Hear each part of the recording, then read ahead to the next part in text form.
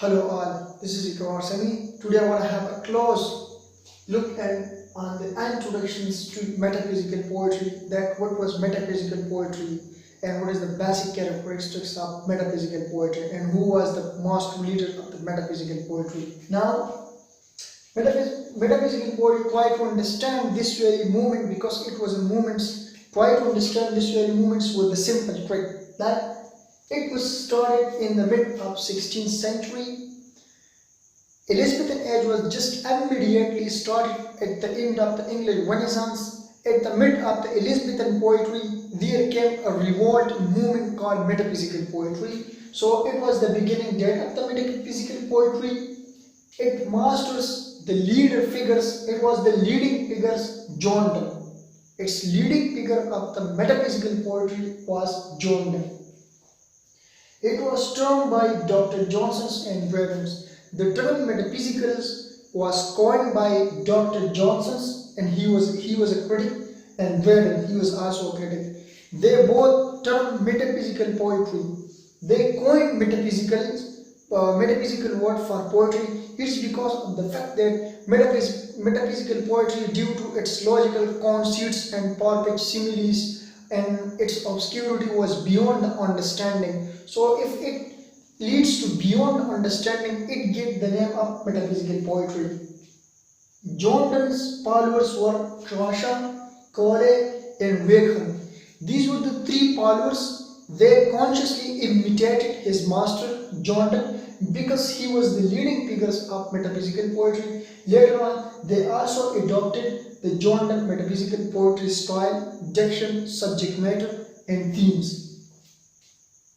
Metaphysical poetry was intellectual, psychological, and analytical.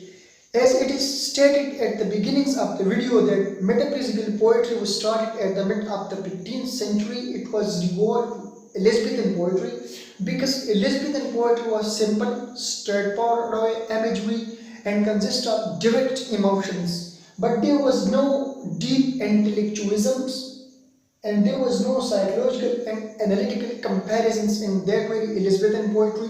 With the incoming of the metaphysical poetry, metaphysical poets tried their best to mold their poetry based on intellectualism, psychological and analytical analysis.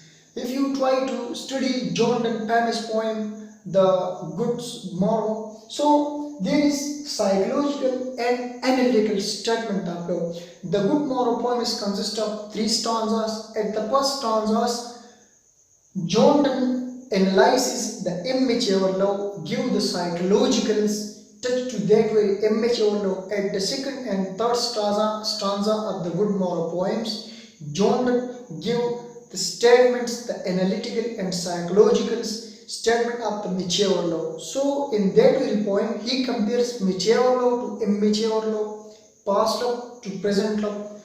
In this very way, metaphysical poetry strongly focus on intellectualisms, psychologicals, and analyticals comparisons. Metaphysical poetry favorite theme were love, death, and reactions. As it is also clear that the leading figures of the metaphysical poetry was John Donne. John Donne wrote love poetry and divine religious poetry. Love poetry, it was initial stage in his life.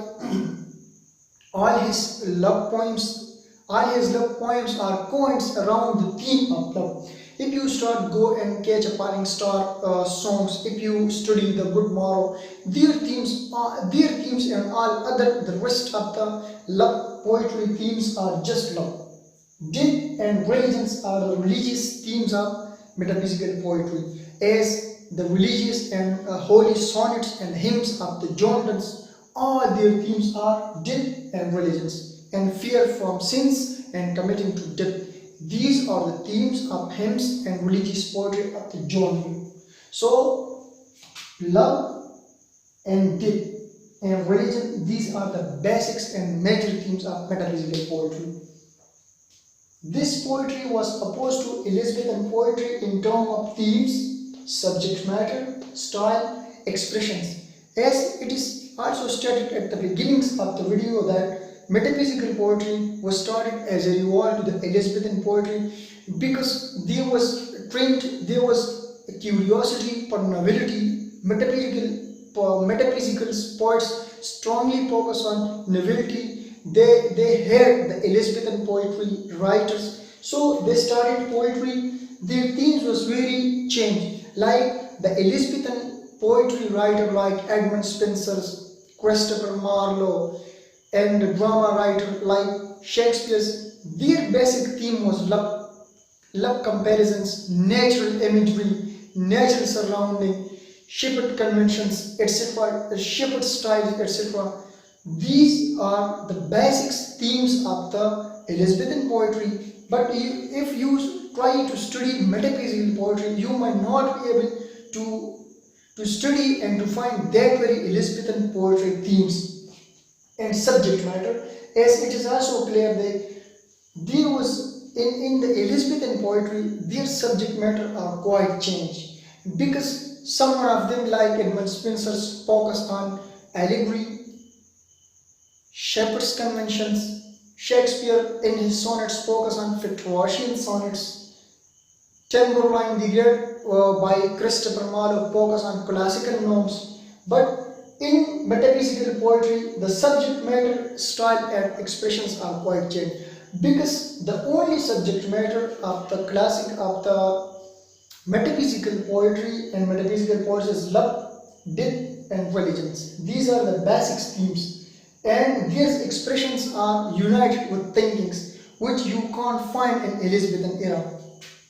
So these are the things. Due to these things, metaphysical poetry can be considered as a revolt to Elizabethan poetry. This poetry exchanged Elizabethan imagery to comparisons, descriptions to analysis. It is also clear that Elizabethan poetry was straightforward. It was simple. Although it was the passions of the poetry reached to its speech in that very age, but poetry was straightforward. There was no metaphysical conceits sparked similes. There was no psychologicals and there was no analytical analysis in that very poetry. But in metaphysical poetry, each and everything was psychological, analytical, and very tough to understand. Due to these very analysis and the descriptions and the comparisons and love and death and intellectual themes and characteristics, metaphysical poetry are considered obscurity, which lead metaphysical poetry hard to understand. This is the other point, that metaphysical poetry divided broadly in two categories. That is, one is love poetry, the second is religious poetry. And perhaps these divisions come from John Donne, because he was the leading figure of metaphysical poetry. Why this division is so? Because this division most upon love poetry happened at the initial stage of John Donne's life. And in initial stage he was in London and he was associated with different women. So he got inspirations of love from that very woman, and in this way he divided his poetry in love themes and in religious poetry. Religious poetry of John Donne happened at the later stage of his life, when he suffers due to some disease, and then at that very stage he feared from his death, because his death was approaching to him. So his religious hymns and his religious poetry are divided in due by religious themes, and love poetry is bounded and divided, and love poetry is based on love theme. So these major divisions came from John Donne. Later on these divisions more clear by the power of John Donne. Like as we mentioned at the earliest of the video, that there came two divisions in poets, like some were cavalier poets like Carrot, Sucklings and Rolles. These three people try imitate the love poetry of John Donne, the first category of John Donne. Their poetry was secular in nature, because all their poetry themes are love's affairs and love's for gods. And the second divisions of the writers like Horvitz, crawsahs and Verhoevens. These were the poets who follow the religious poetry disciplines and characteristics of the John Donne. So his two divisions of the poetry, like religious poetry, was imitated by Herbert, Crawsah and Vaughan, and his love poetry was imitated by Carif, Sucklings and Lawless.